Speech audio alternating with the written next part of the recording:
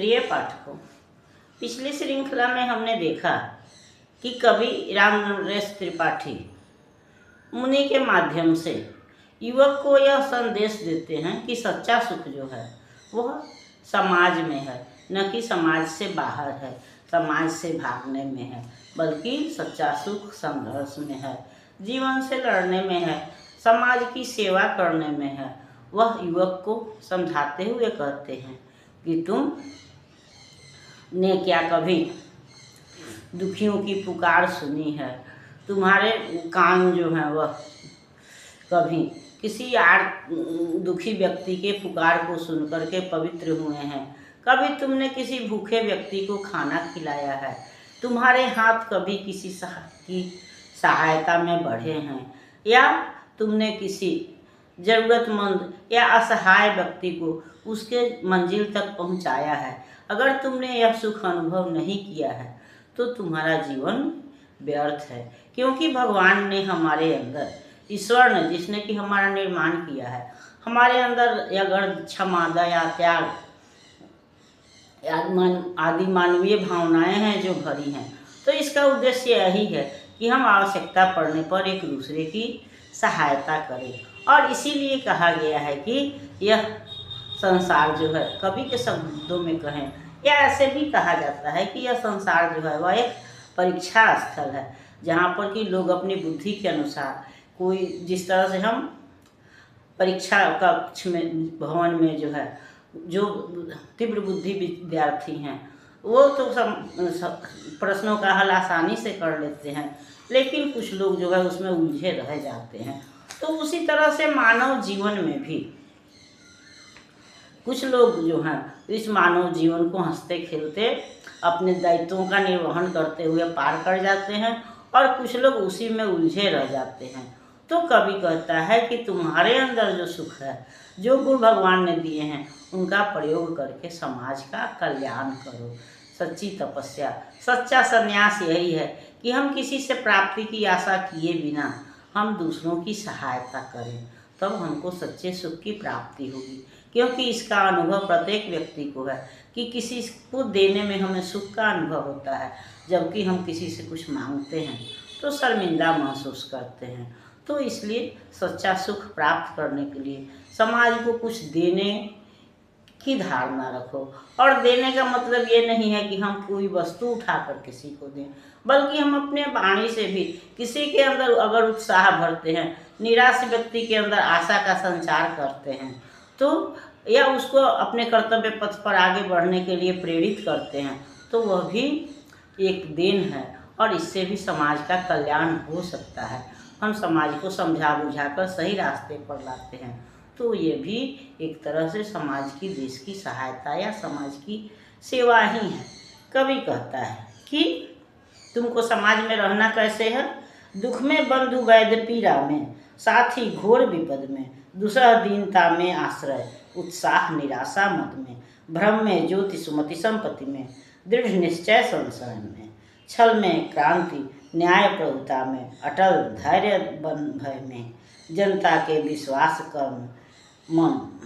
ध्यान श्रवण भाषण में, वास करो आदर्श बनो, विजयी हो जीवन रंग में, अति अशांत दुखपूर्ण विशृंखल क्रांति उपासक जग है, जग में रखना अपनी आत्मशक्ति पर दृढ़ निश्चय प्रतिपक में, जग के विषम आधियों के झोंके सम्मुख हो सहना, स्थिर उद्देश्य समान और विश्वास सदृश दृढ़ रहना, जागृत नित रहना, उदारता तुल्य असीम हृदय से, अंधकार में शांत चंद्र सा, ध्रुव सा निश्चल भय में, तुम्हें स्मरण करके उदार संयमी सचरित्र जन हो, पर दुख देख दूर करने को उत्सुकतामय मन हो, जनता सुनकर नाम तुम्हारा एक भाव में जागे, सत्य न्याय संरक्षण में मुदित प्राण तप त्यागे, जग में सुख के प्राप्ति के लिए एक सहायक दुख है, वही जगाता है सद्गुण को, सद्गुण लाता सुख है, बाधा विघ्न विपत्ति कठिनता जहाँ जहाँ सुन पाना, सबके बीच निडर हो जाना, दुख को गले लगाना, गौर श्याम उत्तम जगन्य कुत्सित कुरूप सुंदर का, होता नहीं विचार प्रेम के, शासन में निज पर का। घृणित अछूत अकिंचन जग में, जो जन है जितना ही, तुमसे वह प्रेम प्राप्ति का, पात्र अधिक उतना ही। सदा लोक सौंदर्य वृद्धि की कवि सम चिंता करना, मत दुख सुख विकार बस होना, प्रतिभा से पद धरना। जो कहते हो जगत महामाया है, भीषण भ्रम है, इस विचार में तुमको ही धोखा है, भ्रांति भ्रम है। तो कवि कहते हैं कि जो तुम यह सोचते हो कि यह संसार धोखा है, भ्रम है, छलावा है, तो यह तुम्हारा ही भ्रम है, बल्कि हमको जीवन के सारे सुख जो है वह इस संसार में ही प्राप्त होता है। और सच्चा सुख तो हमको दुख में प्राप्त होता है, क्योंकि दुख हमको क्रियाशील बनाता है, गतिशील बनाता है, हमारे भावों को जगाता है, और जिससे कि है हमारे अंदर सब मानवीय गुणों का विकास होता है, हमारे अंदर सहृदयता आती है, प्रेम आती है, और इससे जब हमारे अंदर सद्गुणों का विकास होता है तो सुख अपने आप आ जाता है। तो इसलिए कवि